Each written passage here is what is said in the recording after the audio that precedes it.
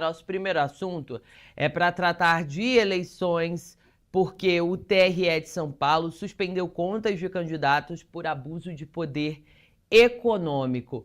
Assunto que a gente está vendo, a gente tratou há pouco aqui da mudança na postura das campanhas eleitorais, com o passar do tempo e com o passar dos dias, com a aproximação do pleito, e o quanto as redes sociais estão fazendo a diferença, são usadas para se comunicar, trazer ali propostas ou trazer ataques a adversários dentro dessas plataformas. Então a gente vê aí a atuação da justiça em meio às redes sociais. Qual é a avaliação de vocês, começando pelo Max, nosso convidado, com relação a esse ponto dessa suspensão das contas de redes sociais por abuso de poder econômico? Com você, Max.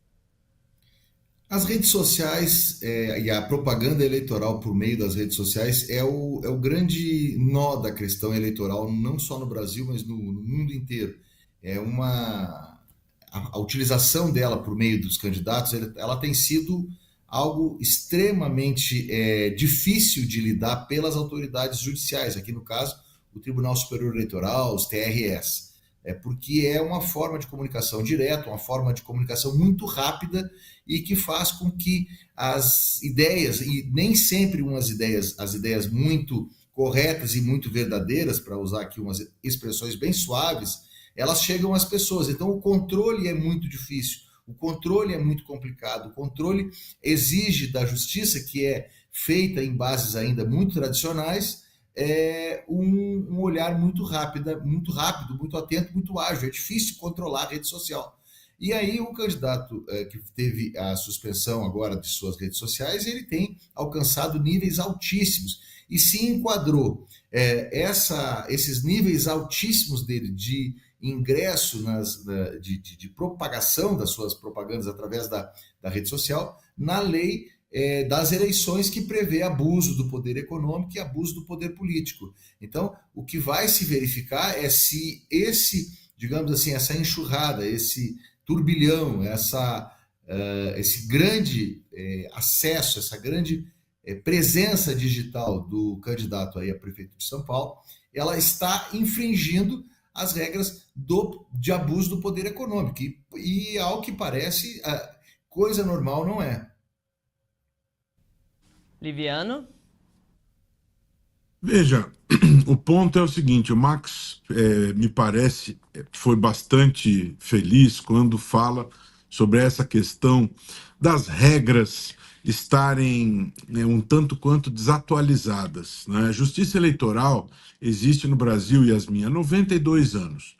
E esse conjunto de regras que estão definidas, que regulam os procedimentos das eleições, são regras do passado, né? E as redes sociais, as mídias sociais, elas são um grande desafio em todos os âmbitos. Eu diria que é uma esfera existencial paralela, né? Em todos os planos existenciais humanos. E nas eleições não é diferente. O candidato em questão, não é necessário falar o nome dele, ele é um expert na navegação neste âmbito. Ele sabe muito bem lidar com esta mídia, neste âmbito, e desta maneira ele vai muito bem nas eleições. É necessário que haja um repensar das regras do jogo em relação ao mundo eleitoral para adaptar aos novos tempos das redes sociais. A justiça eleitoral, ela está toda estruturada, toda pensada para o mundo das eleições do passado. Toda essa questão que diz respeito à captação do voto, esse conjunto de regras, é do passado. A justiça eleitoral não se modernizou ainda. Toda essa questão da luta pelo voto, todo esse conjunto de regras é estruturado no passado. Então, para que existe a justiça eleitoral? Ela existe para coibir o abuso do poder político, o abuso do poder econômico. No entanto, o candidato em questão, ele se coloca como vítima da censura. Ué, mas vítima da censura? tudo é possível numa campanha em nome da captação do voto. É possível você comprar seguidores, você ter um exército de seguidores usando desbragadamente do dinheiro para ter votos? Óbvio que não, né? Então existe um limite aí na captação do voto e, ultrapassado esse limite, você tem o abuso do poder econômico, você pode ter o abuso do poder político. Existem muitas punições que vão da retirada dos perfis, da cassação de candidatura. Agora, o indivíduo se colocar como vítima, criar postagens, criar narrativas, nos coloca numa situação complicada, num mundo em que mais vale a versão do que o fato, Yasmin. Então, isso é extremamente complicado, porque estas narrativas que são apresentadas são sedutoras e as pessoas acreditam nelas. Então, há uma historinha que foi contada de que ele é o coitadinho, que ele é o pobrezinho, que ele é vítima da censura. A parte da história em que ele abusou do poder econômico, que ele está deturpando o espírito desta eleição, comprando votos, deturpando esse espírito da competição limpa pelo voto, esta parte fica esquecida. E a Justiça Eleitoral existe justamente para zelar por essa competição limpa, né? A eleição tem que ser exatamente isso, equilíbrio nas condições de captação pelo voto. Então, eu penso que a Justiça Eleitoral precisa usar esse episódio como um grande aprendizado, Yasmin, para o futuro, para se atualizar, para se modernizar, para o futuro não termos esse tipo de situação repetida como está ocorrendo agora. Liviano, você fala de atualização, a atualização essa que a gente aguarda em um outro assunto, que é o assunto das emendas parlamentares, porque a gente viu ali uma reunião entre os três poderes para tentar chegar a um acordo, decidiu-se botar algumas recomendações, deu um prazo para estabelecimento de algumas regras, esse prazo ainda está em vigor, ainda não foi concluído e também não foi apresentado todos os detalhes. Mas o que a gente viu na última semana foi uma tentativa de conciliação de executivo, legislativo e judiciário com relação a essas chamadas emendas e, dentro delas, as emendas PIX. Agora eu começo pelo Liviano. Qual que é a sua avaliação sobre esse cenário que está imposto com relação a todo esse recurso público que está nas mãos do Congresso Nacional? Yasmin, a minha avaliação, olhando a floresta toda e não apenas uma árvore, é uma avaliação positiva, não é? Houve um freio de arrumação em relação à bagunça geral da República, porque a Abrage, o PSOL, a Procuradoria-Geral da República tomaram iniciativas, ajuizaram ações constitucionais, pedindo o quê? Pedindo que a Constituição fosse cumprida, pedindo que o princípio da publicidade, a transparência, fosse levado a sério, pedindo que o direito de acesso à informação em relação à destinação de verbas públicas fosse respeitado.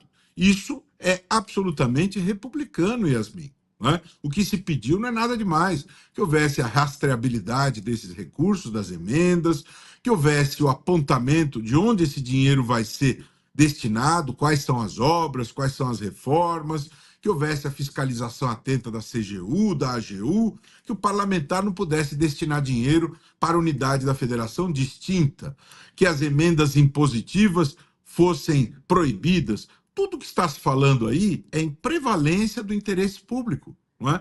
O Supremo, no primeiro momento, pelo relator Flávio Dino, concedeu liminar, e no segundo momento, os 11 ministros confirmaram essa decisão monocrática. O Congresso reagiu com apreensão a esta situação, não é? E aí houve um almoço reunindo os ministros do Supremo, reunindo o presidente da Câmara, o presidente do Senado e representantes do Poder Executivo. Em que sentido, em que contexto?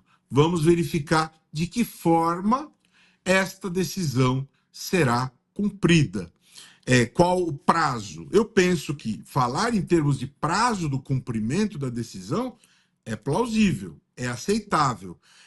Escalonar o cumprimento da decisão, Yasmin, isto é plausível. Transigir em relação à decisão não é admissível.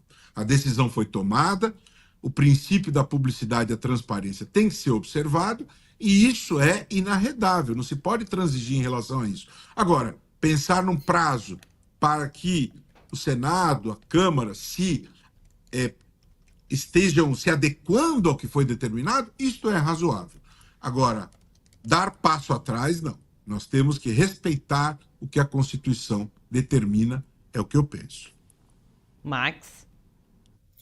O Roberto, acho que resumiu bem a situação. Também é uma situação nova, não é uma situação que se viu na história do Brasil. A história do Brasil é recente, dos últimos anos, e eu falo de 4 ou 5 anos, vem observando esse crescimento exacerbado do poder do legislativo sobre o orçamento público brasileiro. Eu fui assessor no Congresso Nacional na década de 2000 e os deputados diziam assim, a gente não tem nenhum poder sobre as emendas, o executivo faz o que quer com as emendas, não adianta a gente colocar aqui no papel e mandar para o executivo, porque eles só fazem a liberação das emendas que eles querem para quem eles querem. Bom, isso tem 20 anos, essa história. Ao longo desses últimos 20 anos, houve um crescimento do poder legislativo em cima do poder executivo, assim como também houve um crescimento do poder judiciário sobre o poder executivo. Vejam, eu estou fazendo uma análise política sobre um fato que é jurídico também. Há uma diminuição do poder executivo, e quem são os dois principais atores nesta discussão? O poder legislativo e o poder judiciário, ambos há 20 anos de uma maneira menor, com menos impacto. O poder executivo era mais forte. O que acontece hoje? O equilíbrio dos poderes acabou sendo desarmonizado, acabou sendo indo contra o que se encontra na Constituição Federal, que diz que os poderes devem ser harmônicos entre si e são independentes, e devem ser harmônicos entre si. Hoje, então, existe uma invasão indevida, uma invasão não transparente, uma invasão, para dizer o mínimo, que gera malfeitos dentro do orçamento público brasileiro, e essa invasão ela deve ser coibida. Bom, o judiciário, ele talvez seja tema de mais um dos nossos debates, ele também é criticado por ingressar também na seara do legislativo. A verdade é que nós temos instituições hoje, no Brasil e no mundo também, não é só aqui, instituições que não têm mais elas estão descoladas do modelo em que elas foram estabelecidas no final do século XIX, no final do século XVIII e no início do século XIX. São modelos que hoje a democracia e a sociedade, a civilização humana é diferente, e a política mudou também. Eu não quero fazer nenhum juízo de valor, mas a verdade é que o poder legislativo avançou demais e de maneira indevida sob o ponto de vista da transparência e outros aspectos que o Roberto Viviano colocou. Então, nós precisamos realmente fazer com que essa decisão do Supremo Tribunal Federal ela seja cumprida. Talvez de forma escalonada, talvez dando prazo para que o legislativo se adapte, porém, não é possível o recuo, como bem colocou o Roberto Liviano. Agora, não é uma questão fácil, porque poder, normalmente é ocupado quando há espaço, e nesse caso houve espaço. Olha, agora, para a gente encerrar esse nosso bate-papo, vamos pincelar rapidamente um tema que foi aprovado, foi lido ontem um relatório lá na Comissão de Constituição e Justiça da Câmara dos Deputados, um relatório com um parecer favorável do deputado federal Luiz Orleans Bragança, Luiz Felipe, né, Bragança, dizendo exatamente sobre a PEC que permite ao Congresso suspender as decisões do Supremo Tribunal Federal. é um assunto que está na esteira de vir ali com as emendas parlamentares, porque foi quase uma reação do Congresso à decisão do Supremo de suspender esse repasse dessas emendas. E agora o parecer favorável foi lido na CCJ. É o primeiro caminho, mas já dá para mostrar um sinal de dentro do parlamento com relação ao Supremo Tribunal Federal, Liviano? Yasmin, todo respeito ao deputado Luiz Felipe, mas eu divirjo de maneira diametral em relação ao ponto de vista dele. Né? Se o Congresso entende que o Supremo se algum ministro está agindo de maneira em desconformidade àquilo que deve, que haja o processo de impeachment do ministro. Né? Se o Senado entende que determinada pessoa não deve ser ministro, na sabatina isso deve ser esgotado. Né? Agora, o que ocorre é o seguinte: de maneira nenhuma eu penso que é admissível que uma decisão da Suprema Corte possa ser revista pelo Congresso. Isto fere de morte a Constituição, isso fere, a meu ver, cláusula pétrea constitucional, porque o princípio da separação dos poderes é um dos princípios mais importantes da nossa Constituição. Na verdade, ele é um princípio garantidor da independência judicial no âmbito externo. E não é um princípio só brasileiro, é um princípio universal. Ele consta da Declaração Universal dos Direitos Humanos, do Pacto de San José, da Declaração Europeia de Direitos Humanos. Portanto, é gravíssimo que se fale em suspensão de decisão do Supremo por 2/3. Ainda que se diga que essa decisão do Congresso possa ser revista por 4/5 do Supremo, isso é inadmissível. Não se pode estabelecer esse tipo de cláusula, porque isso humilha a Suprema Corte, isso subjuga a Suprema Corte, isso quebra o pacto republicano, porque simplesmente aniquila a independência judicial. Aniquilar a independência judicial é quebrar a separação dos poderes. Então, eu penso que uma comissão de Constituição e Justiça deveria estar atenta à constitucionalidade de uma proposição dessa natureza. E me parece que esse tipo de proposição, ela acontece justamente em caráter de retaliação por ter havido esta decisão em relação às emendas PIX, né? A toda essa questão das emendas que nós discutíamos no ponto anterior, Yasmin. Então, me parece absolutamente lamentável que haja este avanço desta proposição que fere de morte a nossa Constituição. Max? É o mesmo tema, né? O tema anterior, é o tema de fundo que a gente está debatendo, é o princípio da separação dos poderes e a convivência harmônica entre eles. Os judiciários do Ocidente, os judiciários ocidentais, da Europa, dos Estados Unidos, dos países com matriz no direito romano e também no direito anglo-saxão, os judiciários normalmente eles têm a palavra final. A palavra final é dos judiciários. E isso é uma cláusula, como bem colocou o Roberto, uma cláusula que não é só uma cláusula brasileira, é uma cláusula universal. Universal no sentido de ocidental. A gente sempre, quando fala universal, nós temos que ver a nossa realidade do Ocidente. O Oriente é diferente, existem os países islâmicos, existe a China, existem outros países que não têm a mesma matriz nossa. Mas os países que a gente está mais afeito são os países ocidentais. E nesses países o judiciário é o último a dar a palavra sobre a aplicação da lei. E aqui no caso, o que há é uma tentativa de inverter ou de transmudar essa lógica universal que fere. Não é uma coisa simples o que está acontecendo. Essa proposta é uma proposta bastante complexa e ousada, porque não é algo normal, do que vem acontecendo nos poderes, nos sistemas jurídicos internacionais. Então, é uma retaliação, sim, obviamente, do poder legislativo frente ao comportamento que eles entendem mais intrusivo do poder judiciário. Porém, como disse o Roberto, se entendem que os ministros do Supremo Tribunal Federal estão fazendo alguma coisa que seja diferente das suas atribuições, que utilizem os meios que existem, que são os meios normais, que é aí o pedido de impeachment do ministro Supremo no Senado Federal, e jamais a regra, que é uma regra inconstitucional, deveria essa regra já ser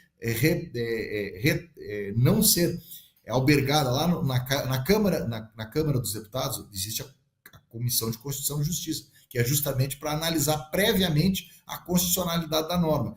E essa é uma norma claramente inconstitucional, porque fere a harmonia e o princípio da separação dos poderes. Então, mas voltando àquela minha resposta anterior e para terminar, é porque mudou o paradigma. A política mudou no mundo todo, para o bem ou para o mal. Aconteceu isso, e os nossos sistemas são sistemas ainda baseados em 200 anos. Nós precisamos entender para que lado vai e preservar e fazer com que a nossa democracia seja aperfeiçoada e não desgastada, como essa norma, por exemplo, está fazendo.